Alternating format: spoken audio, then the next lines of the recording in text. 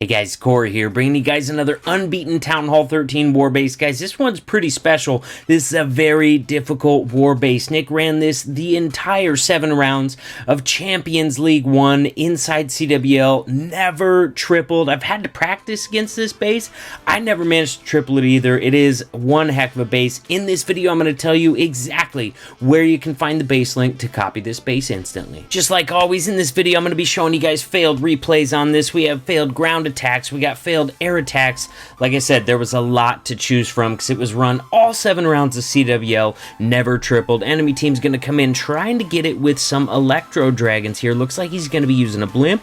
Let's see where he uses that. He's trying to carve out a little bit of a funnel for those E-dragons to make a dive right for that town hall. Looks like he's probably planning on freezing this sweeper by the time they get in there to the town hall section where they'd be activating it.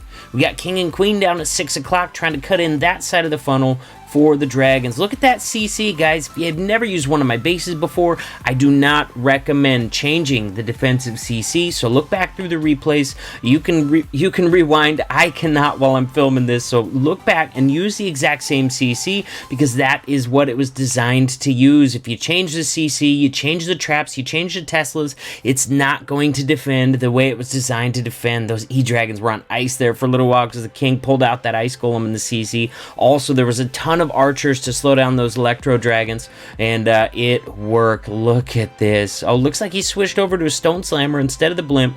Oh, loons that come out of the stone slammer caught up in a tornado trap. Man, this base just annihilated these E-dragons and these loons. Gonna see the last few of them going down here. We're gonna go to ×4 because we already know this is a fail. There is so much base left up still. This is one heck of a base.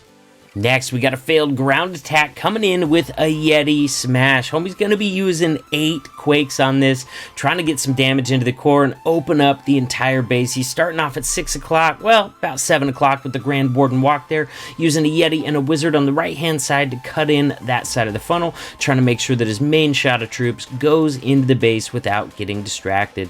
The funneling troops on the right-hand side have pulled out the 3 ice golems in the CC on this one, so it looks like he used a couple different CCs throughout this war. Triple ice golem does well. If you think you're gonna face some electro dragon attacks, you might want to go with an ice golem and then a bunch of archers, because that'll defend electro dragons really well. But looks like he switched up the CC a couple times throughout this CWL, because in that last replay he definitely had at least 10 to 15 archers in that CC. Here we go. We got Yetis coming in. They're on ice because of that, the ice golems and the defensive CC, keeping them frozen for a while there. When those even freeze the healers, then the healing stops as well. On this last one, the healers were not frozen. Oh man, he got scared of all that damage coming down, so he popped that Grand Warden ability. Oh my gosh, we got hogs coming out. They were stuck so long. The hogs came out way before the core push even got into the core of the base. It looks like he is not ready for those hog riders to come out yet. He's still got a royal champion that he has not used. Yetis in the inside are spreading out, and when they spread out, they tend to die out. Got a royal champion coming in on the right-hand side, trying to pick off those outer defenses. Everything that moved to the left side of the base is already down and dead. We got a small group together on the right, still trying to work their way through this base. If he can get a healer swap over to the royal champion, that would do good things for him, but other than that, he's just not going to have enough to get through the rest of this base. We got some loons coming in, working their way in very slowly. In fact, I'm gonna probably ×2 because we already know this is gonna end in a fail, so we're gonna ×2 it as we watch those Yetis and the royal champion just kind of peter out. Royal champion was able to get a few more structures with the ability, but ultimately dies along with the rest of the troops. Queen pops her ability, gonna grab 2 more defenses before she goes down, and this is a fail. Next, we got another air attack, trying to use mass dragons. Ooh, a frozen dragon attack. 7 freeze spells in this composition, along with 3 rages. Let's see how he uses them. Trying to get the funnel set with a couple dragons on the corners first. Let's see where he uses the king and queen, because he doesn't have anything to funnel that 6 o'clock section, but you better believe he does not want to be pulling out any potential ice golems that the dragons would then lock onto. So he's raging into this first section of the base, just going to use the king and queen up on the right-hand side. That way, they're not in any danger of pulling out any sort of ground targeting CC like towns or ice golems. That way the dragons can just take that clan castle down, never have to deal with them. Here we go. He's trying to freeze and rage his way through this base, but he just doesn't have that many troops left. He lost a ton in that front section of the base. He's getting the freezes down on the backside, freezing that scatter shot.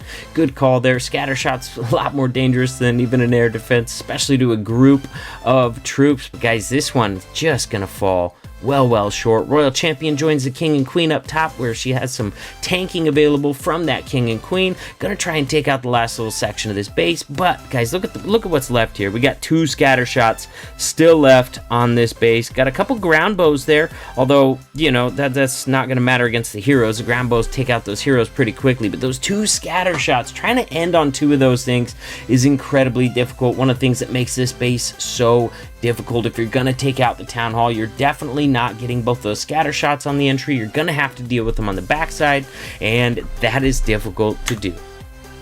Next, got another ground attempt. This one's going to be a Yeti bowler smash. Let's see what side of the base this attacker is going to come into it from. Here we go. Looks like he's having a hard time deciding where to place his first troop. Come on, man. You're killing me here. All right, attacker's going to come in on this one with another ground attack using a Yeti smash, starting it out with a Grand Warden down there at about the 5 o'clock section of the base, trying to get that Grand Warden to cut in a funnel for his troops. Look for some, if I was the attacker right now, I'd try to funnel up at 3. Sure enough, drops the siege barracks down. Now, I don't like funneling with the siege barracks. I like to bring hogs in the siege barracks, personally. That way, my hogs can come out for the second phase of the attack and tank for the Royal Champion, and hopefully do a ton of damage and help finish off the rest of the base. But some people like to use it for some free funneling, so I'd expect to see some more funneling troops come out of that in just a moment. Here we got Yetis and bowlers coming into the base. Grand Warden has joined up with them, but the healers have not switched yet. Oh my gosh, he does have hogs in that siege barracks, man. I do not like my hogs coming out that soon. No way. If I'm bringing hogs in a siege barracks, I am not using it for funneling. Look at those hogs just dying. Oh my gosh. I mean, he didn't have a heal for him anyway, but still. It looks like those troops are sitting there stuck on ice due to those ice golems in the CC. It takes them so long to work their way into the base when they have to deal with the triple ice golems. So if you're think you're facing some sort of ground attack or even a queen charge based attack, man, use that triple ice golem in the CC. If you think you're going to be facing an air attack like dragons or electro dragons, then I would mix it up. Probably go like 2 ice golems, 15 archers in there. Either one of those are going to defend really well on this base. Here we go. We got all the troops already dead. That last jump is not going to get any use whatsoever. Just down to a queen and warden charge. Queen just died to a scatter shot blast coupled with a bomb blast, even though she had just popped her ability. And this is another fail. Alright guys, now it's time to tell you exactly where to find the base link to copy this base. Then I'm going to show you a screenshot of the base just in case you want to copy it the old-fashioned way. The link to copy this base is in the description at the very bottom of this video. Alright, inside the description, you scroll down past everything. The last thing on there you're going to find is the base link to copy this base. Alright guys, there's a screenshot just in case you want to copy it the old-fashioned way with all the traps, Teslas, all that stuff. Thank you so much for hanging out with me. On the far side of your screen, way over there, you're going to see a link to my War Bases playlist. I have so many War Bases in there for you. Town Hall 10 all the way through Town Hall 13. Give it a click, scroll through, check out some more excellent killer unbeaten War Bases. Middle of the screen, there's a button to subscribe to the channel. What are you waiting for? I'll see you in the next video.